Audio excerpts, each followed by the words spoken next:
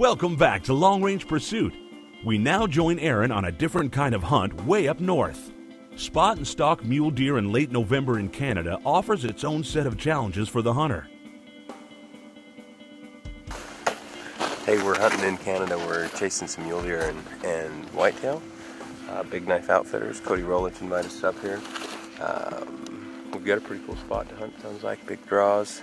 We're going to catch the deer feeding up out on top. We've got some pretty heavy fog, so we've adjusted our plan just a little bit. We're going to get an vantage point where we can see and shoot out to about 400 yards and hope the rangefinders work well through the fog. That might be a challenge, but we'll see. Staying warm might be a challenge as well. We'll see how we do.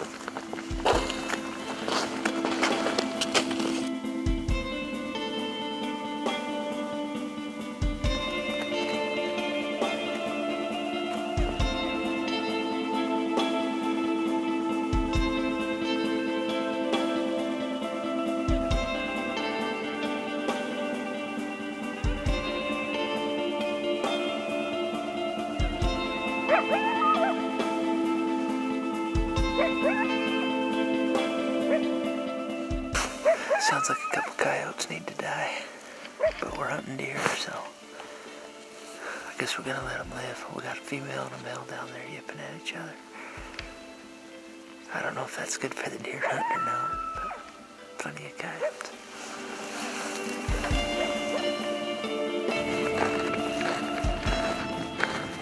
Though it's cold, the low temperatures have their advantages.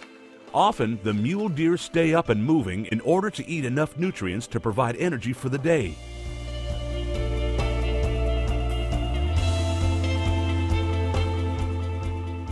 That's kind of nice to see. That's what we're looking for. Mule deer. Looks like they're still up and feeding, which is pretty encouraging. We've been feeling like they're bedded down in the timber. We don't have much of a chance hunting today, but they're still up feeding. I'm going to take another look here.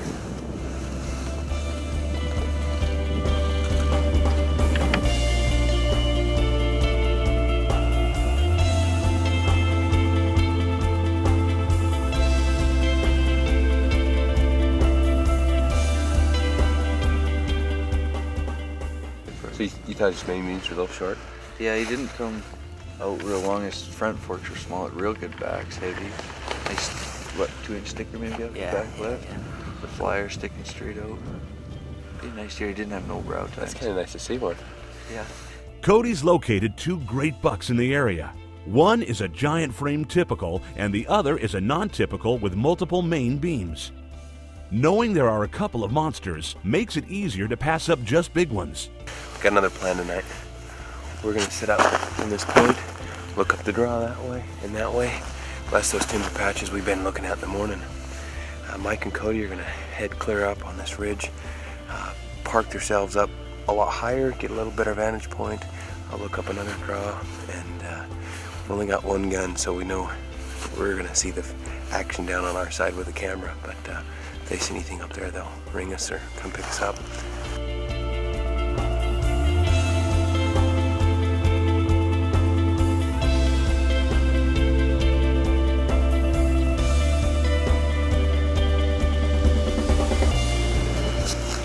Sounds like we've got that good deer spotted down here at the end. We're going to see if we can get down to the end, get on him before he goes into the timber.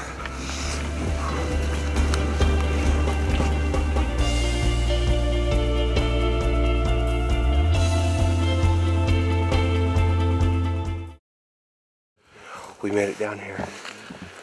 They're checking him out. He's in some thick, nasty stuff. He's bedded down. He's about 750 yards away. We got a pretty stiff wind this morning, 10 to 15. That makes that a really tough shot. So what do you think? You think that knob over there is going to give us our spot, huh? A little more options. Yeah, I think it'll change it. You know, we'll be looking straight in them trees, and then we'll be able to see them there a lot better. Right now on this diagonal, you got to look through twice as many trees to see them. You know? Yeah. With the deer bedded in thick cover and no shot, Cody decides to move in closer and make a play on the deer while he's located, rather than gamble on getting a shot later in the day. With a buck of this caliber, Aaron makes no argument. If that deer's still there, He's gonna be in that 300, maybe closer. We're gonna be real careful coming up over this hill. Cody went ahead. He's gonna belly crawl up there. One guy making noise. He's gonna scout it and see if he can pick that deer up. He's bedded in some thick stuff, so it'll be hard to see him.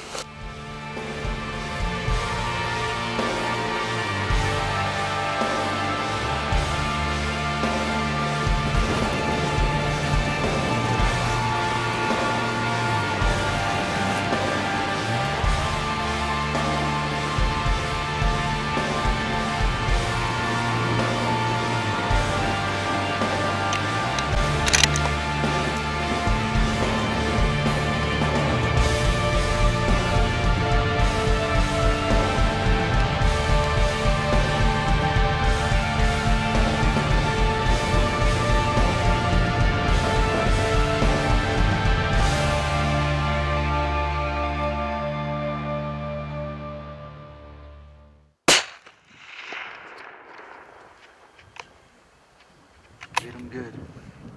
Hit him good. You hit him pretty good, Aaron.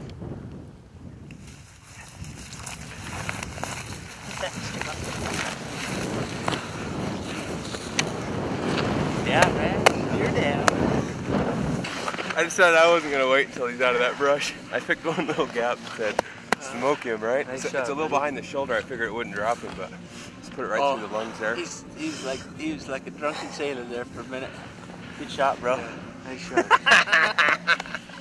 All right, so we got this thing going in the shop. We kind of got a sliding scale for bragging rights. Number one, you shoot something a long ways, you make a really good shot. That's something to be proud of. That means you've executed what we've practiced and using the equipment, etc. There's another bragging rights in the shop, and that is when you shoot a big old animal with a lot of inches. It don't matter how far he is.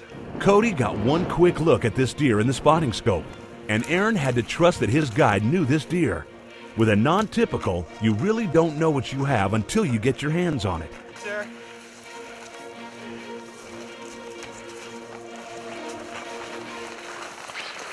Come on. Yeah. Oh, look at that. Oh, he's bleeding. Look at all that trash. Good job, bud. Wow. Oh, man. That is a stupendous deer. Way to go. Good Big knife outfitters right there, man. Very cool. Thanks, Cody. Thanks for coming, guys. This is Hey, fun. thanks for setting that up. I know how hard that was for you to let me shoot a big mule deer. Oh, yeah. That's a dream deer right there. That's a pretty special deer. And that's the first kill with a pretty special gun. We put together serial number 1000. We're gonna take some nice animals with it this year. We're gonna put it up for sale next year. A little special edition rifle. Awesome.